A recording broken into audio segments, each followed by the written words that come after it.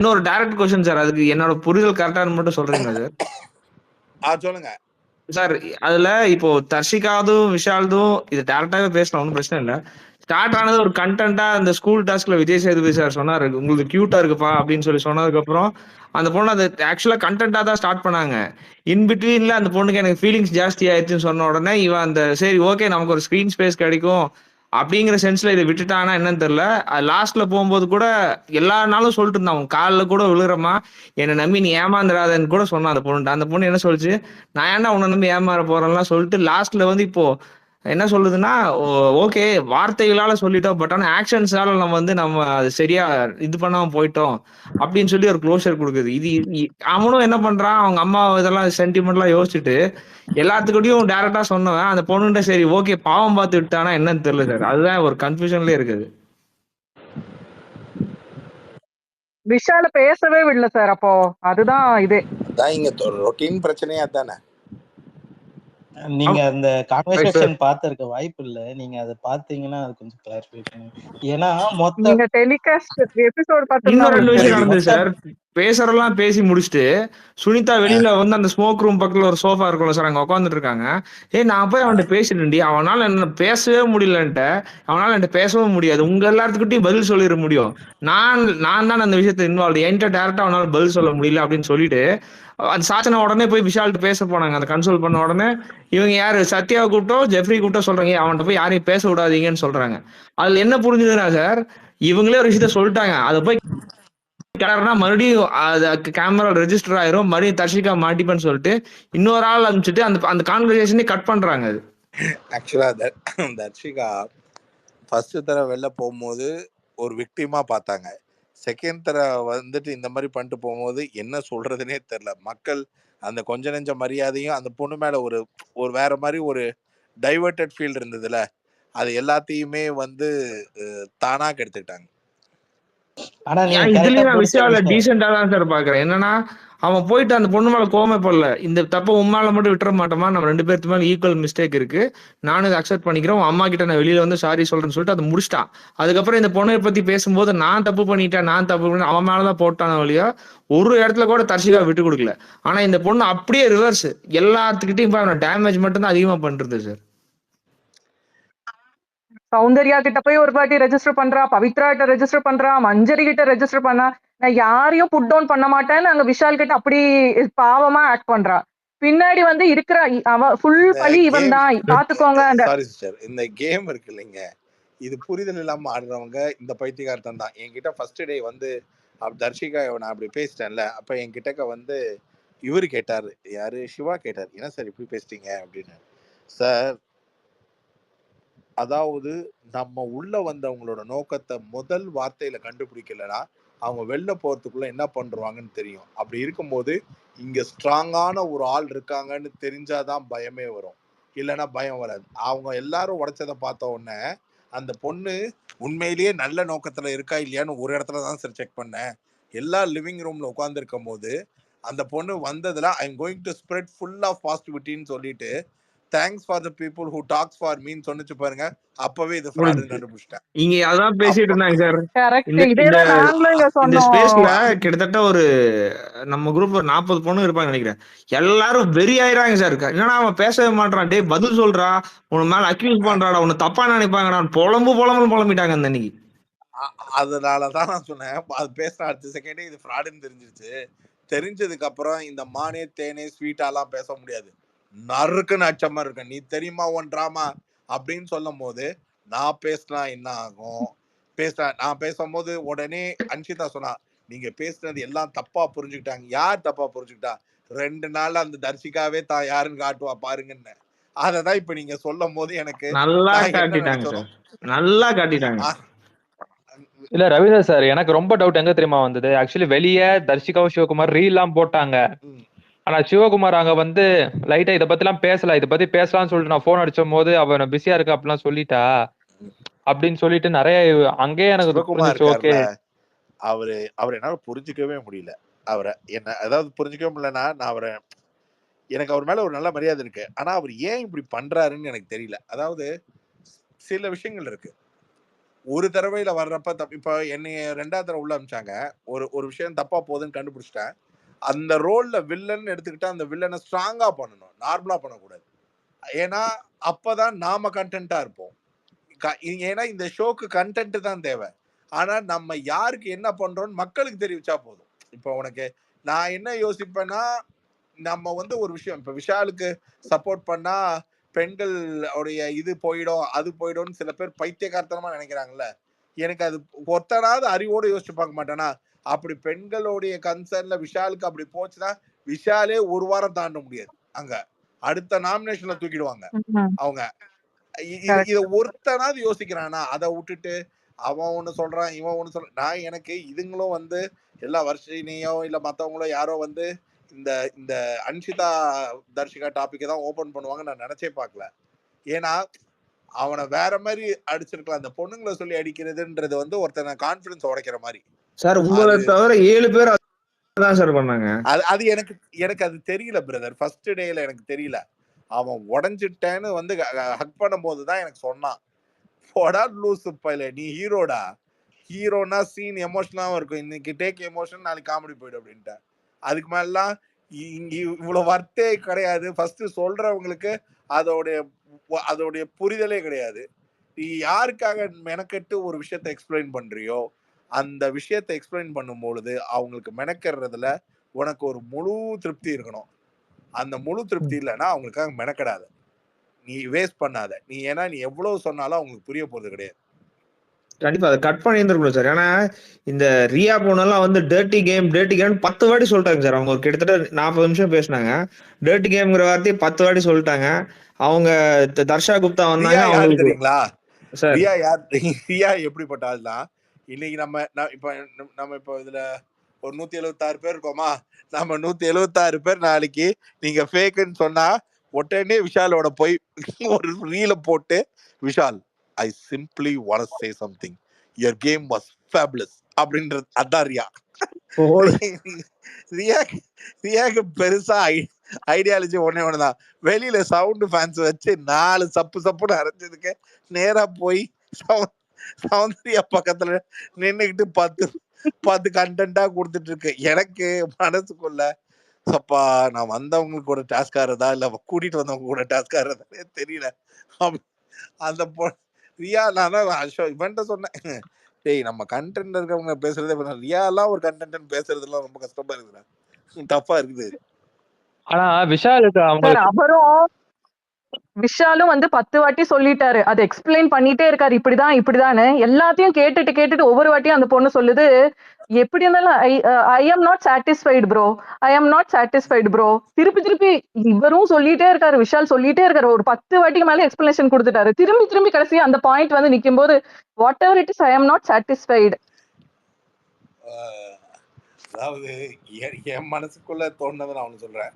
என்னன்னா இவன் வந்து ஒரு எப்படி சொல்றது, ரொம்ப கன்சர்ன்டா சீரியஸா எல்லாருக்கும் அந்த ஒரு பர்டிகுலர் டாபிக் வரும்போது பதில் சொல்றான்ல, அதுல அவனுக்கு சூஸ் த வைஸ்ன்ற ஒரு ஆப்ஷன் மட்டும் அவனுக்கு திங்க் பண்ணியிருந்தானா அவன் நிறைய பேரை வந்து இந்த பதிவை பண்ண விடாமலே பார்த்திருக்கலாம். அவனுக்கு ஒரு அந்த புத்தி ஷார்ப்பா கனெக்ட் ஆகல, எமோஷனலா கனெக்ட் ஆயிட்டான். இப்ப நீங்க இந்த டாபிக் திருப்பி இந்த வீட்டுக்குள்ள யார் பேச நினைச்சாலும் அவங்களுக்கு அது கண்டென்ட். சரிங்களா? நீ என்ன பண்ணணும், யாராச்சும் ஒருத்தங்க அப்ரோச் பண்ணி நம்ம கிட்ட இந்த டாபிக்காக தான் வராங்கன்னா அந்த டாபிக்கை தவிர எல்லாத்தையுமே பேசினா அவங்க அதுக்கப்புறம் நம்ம கிட்ட வரவே மாட்டாங்க. நீங்க வந்து என்கிட்ட உங்ககிட்ட பேச இதுதான் டாபிக்னா இந்த டாபிக் எனக்கு தேவைப்படல, உங்களுக்கு தேவைப்படுது. உங்களுக்கு தேவைப்படுறதுக்கெல்லாம் ஆள் நானா கிடைச்சேன்னு மாத்தி தான் பேசணும். அதுவும் ஃபினாலேல இருக்கான், ஃபைனல்ல இருக்கான், லூசு மாதிரி என்ன பேசணும்னு தெரியாம வந்து பேசுறது எவ்வளவு பைத்தியக்காரத்தனம். Sir simple question. தர்ஷிகாங்கிறவங்க மட்டும் விஷால் லைஃப்ல வரலன்னா எப்படி சார் இருந்திருக்கும்? இப்படி கிரிட்டிசிசம் ஃபேஸ் பண்ணி 3rd பொசிஷனுக்கு வந்திருக்காரு விஷால். கேம் எந்த அளவுக்கு இன்னும் இதுவாயிருக்கும் சார்?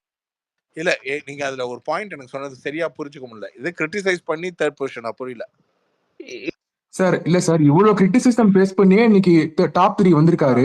தர்ஷிகாங்கிறவங்க மட்டும் விஷால் லைஃப்ல வரவே இல்லனா, இந்த கேம்ல அவங்க மிங்கிலே ஆகலனா இப்படி சார் இருந்திருக்கும் விஷால்?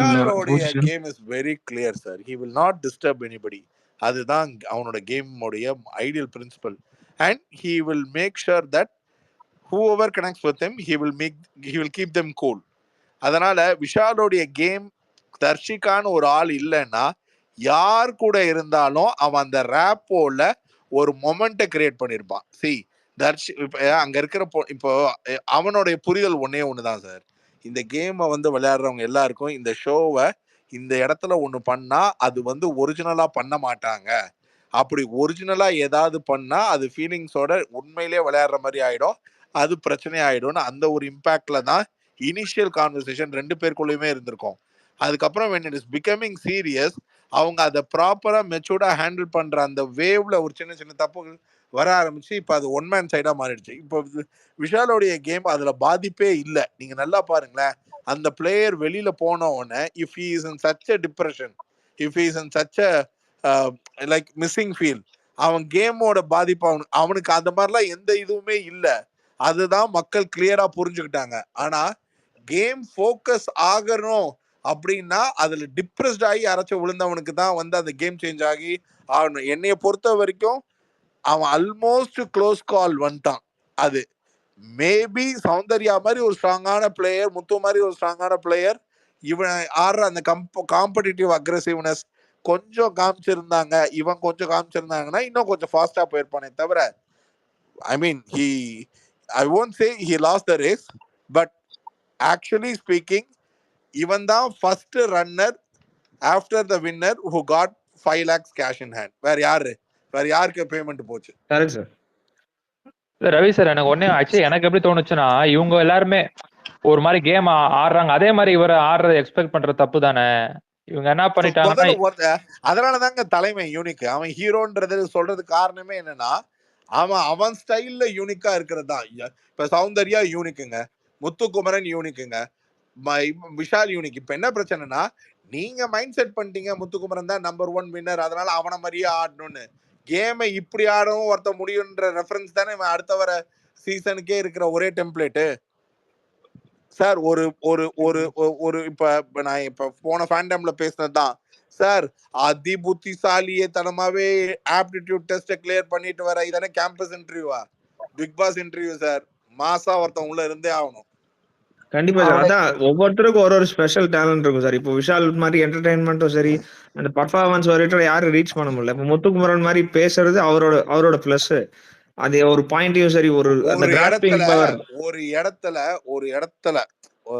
இடத்துல நான் உள்ள போனோன்னு ரிஜிஸ்டர் பண்ண பாயிண்ட் மஞ்சரியோடைய பாயிண்ட தான். ஆனா மஞ்சரி இல்லப்போ நான் இவங்கிட்ட பாயிண்ட ஏங்க நீங்க எல்லாருமா சேர்ந்து விஷால் 6 பாயிண்ட் இருக்கும் போது ஒரு பாயிண்ட புடுங்குனீங்கல்ல விஷால, சரி அந்த பாயிண்ட இன்னொரு பாயிண்ட் கூட எக்ஸ்ட்ரா தரேன், இல்லைன்னா நீங்க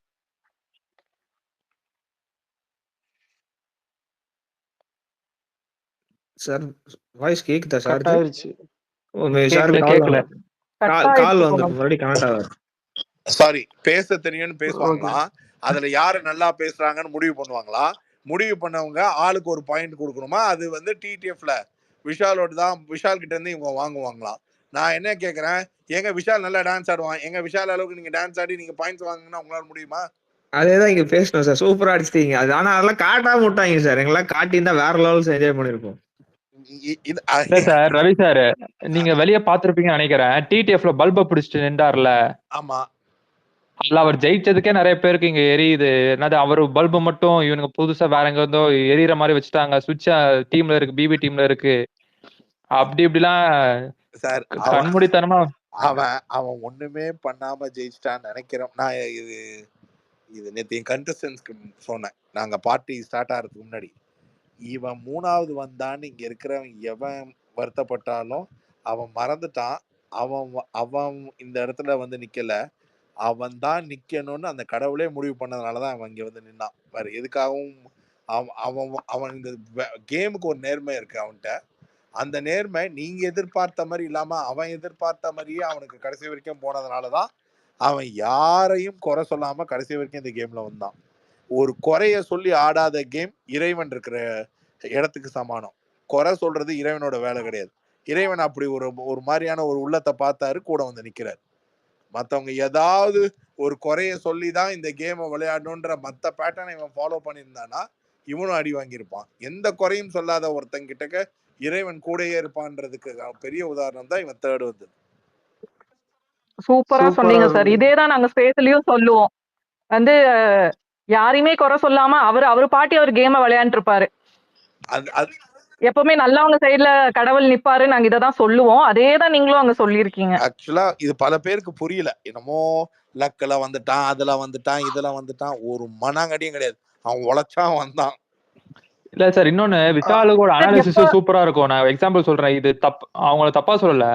அந்த இவருக்கு பதில் இவர் இருக்கலாம்னு சொல்லிட்டு ஒரு ஈவெண்ட் நடந்துச்சுல, நீங்க இருக்கும் போது அது முன்னாடி வரமோ? ஆமா ஆமா ஆமா. அப்போ இவர் மட்டும் தான் சொல்லுவாரு, ஜாக்லின 15 வாரமா நாங்களே நாமினேட் பண்ணி அவங்களை பெரிய ஆக்கி விட்டுட்டோமோன்னு சொல்லிட்டு ப்ராப்பரா சொன்னது இவர் ஒருத்தர் தான்.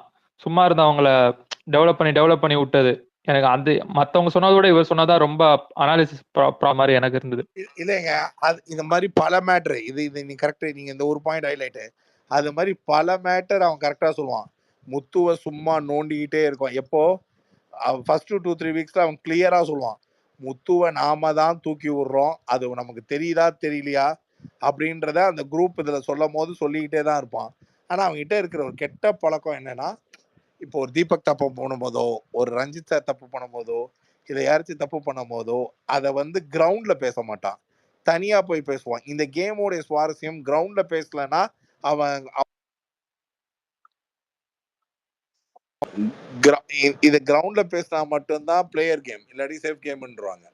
Correct sir. ஆனா நிறைய விஷயங்கள் அனலைஸ் பண்ணிடுவான் முன்னாடியே. இப்போ மஞ்சரி பத்தி ஒன்னு சூப்பரா சொல்லியிருப்பா. அப்படி மஞ்சரியோட கேம் பிளான் என்னன்னா, நம்மளோட ஆடியன்ஸை உடைக்கிறது தான் அவங்களோட கேம் பிளான் சொல்லியிருப்பா. அப்படி அதுக்கு அடுத்த வாரம் தான் என்ன பண்ணாரு, அருண் அது கேட்டுட்டு அவர் ஒரு பாயிண்ட் இப்போ சொல்லிடுவாரு. அதை போயிட்டு நாமினேஷன்லயே சொல்லுவாரு, இந்த மாதிரி பாபநாசம் படத்துல வர மாதிரி ஒரு சீன் இங்க கிரியேட் ஆயிரும்.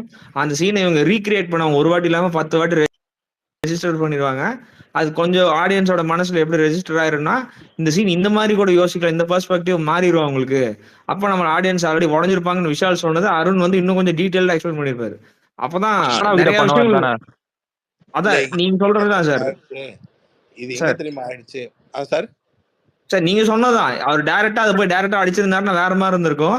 பட் ஆனா அவன் பண்ண மாட்டான். அதே மாதிரி இன்னொரு மேட்டரும், இப்ப இவன் மஞ்சரி, அடுத்தது யாரு முத்து, அதுக்கு அடுத்தது யாரு ஜாக்லைன், அதுக்கு அடுத்தது யாரு தீபக் சார், அப்புறம் இன்னும் ஸ்ட்ராங்கான வேற யார் பிளேயர் சொல்லலாம், சௌந்தர்யா. இப்போ இவங்கெல்லாம் ஒரு காம்படிட்டிவ் பிளேயர்ஸ் தான். இந்த காம்படிட்டிவ் பிளேயர்ஸ் கிட்டக்க எப்பொழுதும் எந்த ஒரு பொழுதிலும் இவன் வந்து இம்ப்ரெஸ் பண்ணி இவங்க கூட ஒரு கேங் ஆகி இவங்க கூட டிராவல் ஆகிற ஒரு பிளேயரா இல்லை. அவன் கூட வச்சிருக்கிறவங்க எல்லாம் யாருன்னா ஃபன்னு ஃப்ரீக்கு வெளியில போனவங்க, இல்லைன்னா அவனை பொறுத்த வரைக்கும் வேல்யூ ஆடடா ஓட் பேங்குக்கு வழியே இல்லாதவங்க. இவ்வளவு பீப்புள் தான் அவனை சுத்தி இருக்கு. இவங்கெல்லாம் எப்படின்னா, அதாவது இந்த இந்த அது அவனே கலாச்சிருமா, அவங்கெல்லாம் என்னமோ ரேங்க் ஹோல்டர்ஸ் மாதிரியும் நம்மளாம் ஃபெயிலான பீப்புள் மாதிரியும்ன்ற. அதுதான் அவனை எங்க ரிலேட்டிவ் பீப்புள் கிட்ட கனெக்ட் ஆகுதுன்னா, இதெல்லாம் நம்ம மைண்ட்ல ஓடிட்டு இருக்க தாட்டு. அதை அப்படி ஓடிட்டு இருக்கிற தாட்ல இருக்கிற ஒருத்தவன் வெளில வர்றது தானே இதுக்கான ஸ்பாட்டே.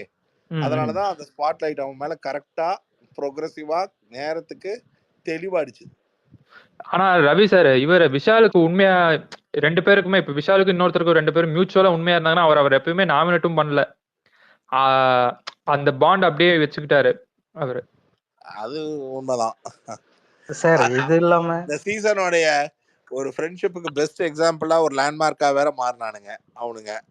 ரவி சார், அதுதான் ஒரு டவுட்டு.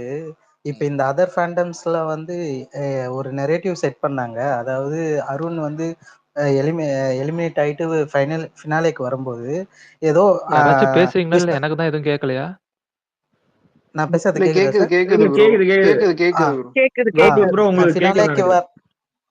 ஃபினாலேக்கு வரும்போது விஷால் வந்து அருண் பிபின்னு சொல்லுவாரு. அதுக்கு கேமரா காமிச்சிருப்பாங்க, அதுக்கு அருண் சேடா இருக்க மாதிரி. உடனே அருண் வந்து விஷால கண்டுக்கவே இல்லை, அவன் ஃப்ரெண்ட்ஷிப் எல்லாம் பொய் அப்படின்ட்டு ஒரு இது நமக்கு இப்ப நான் சொல்ற மாதிரி நமக்குள்ளேயே இருக்கட்டும், ரகசியம்ன்றது இல்ல. எனக்கு தெரியும். நான் சொல்லட்டுமா சார்? நீங்க சொல்ல போறது அருண் ஸ்டார்டிங்ல வச்சு ஸ்டாடி நடிச்சார் அந்த கதை தானே சார்?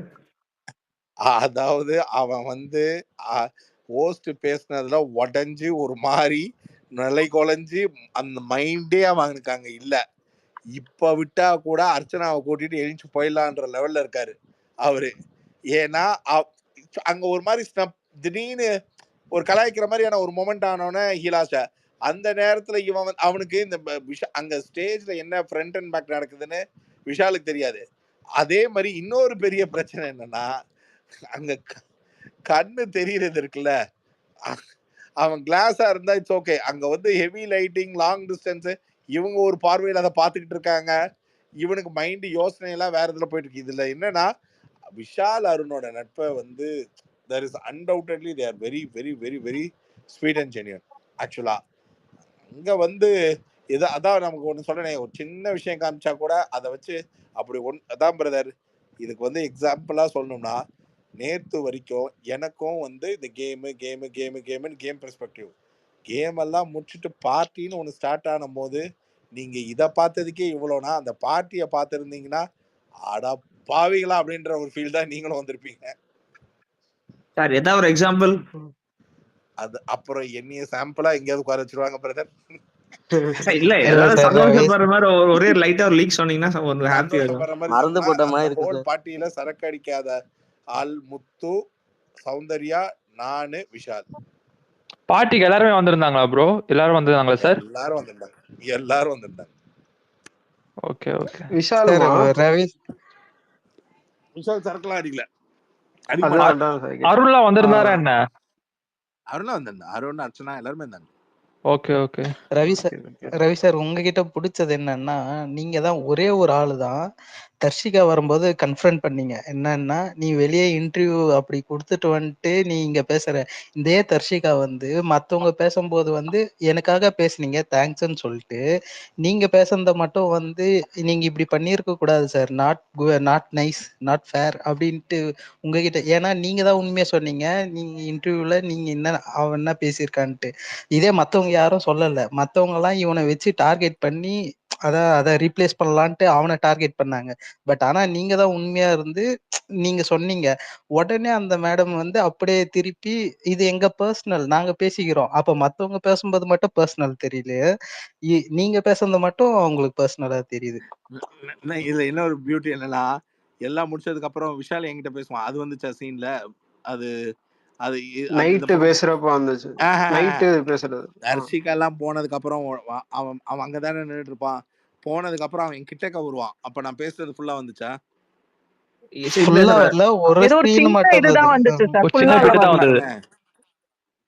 நான் என்ன தெரியுமா சொன்னேன், தம்பி நான் இப்ப அவங்கள பேசுனேன், நீ ஏதாவது கோச்சுக்கிட்டியாடா அப்படின்னு. நீ கோச்சுக்கிட்டாலும் பரவாயில்லடா, இன்னும் கன்றாவியா பேசியிருப்பேன், பேசாம விட்டேன், நல்லா தெரிஞ்சுக்கோ.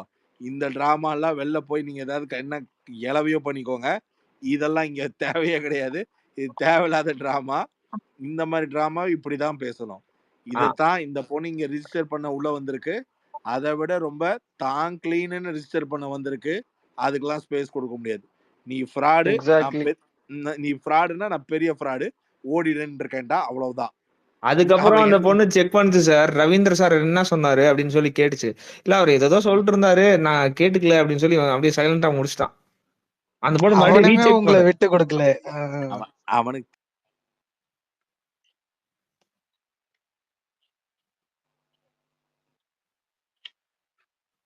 சார் கேக்குதா? கேக்கல கால் வந்து கட் ஆகி ஜாயின் பண்ணாரு. இல்ல ஜி, இவங்க ராணவ்ல ரீஎன்ட்ரி கொடுத்தாங்களா, அப்ப வந்து ஒரு ராணவ் டீம் போய் கேக்குது, மஞ்சள் டீம் போய் வேற கேக்குது. தெரியும் கொஞ்ச நேரத்துக்கு முன்னாடி சார்ட்ட அதை பத்தி பேசணும். பை த வே மகாலட்சுமி ஷூட்ல இருந்து வந்துட்டதுனால இது சோறு சாப்பிடுற நேரம். அதனால கைஸ் நான் 4:45 இதுல